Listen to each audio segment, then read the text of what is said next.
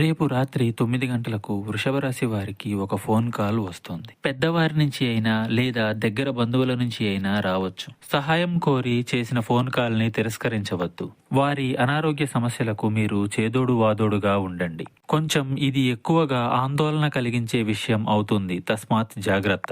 ఎక్కువగా టెన్షన్స్ పడే అవకాశాలు ఉన్నాయి. ఇక ఆర్థిక సంబంధిత పరమైన ఒక ఫోన్ కాల్ కూడా రాబోతుంది. అవి ఏదైనా స్పామ్ కాల్స్ అయి ఉండవచ్చు. మీరు మీ యొక్క సమాచారాన్ని ఇతరులకు ఎట్టి పరిస్థితులలో పంచుకోవద్దు. మిమ్మల్ని ఇబ్బంది కలిగించాలని లేదా మిమ్మల్ని ఏదో విధంగా మిమ్మల్ని బెదిరించాలని, మీ దగ్గర డబ్బులు గుంజాలి అని వారు విశ్వ ప్రయత్నాలు చేస్తారు. మీరు కొంచెం కొంచెంగా కూడబెట్టిన ధనమంతా గద్దలాగా తన్నుకుపోతారు, జాగ్రత్త.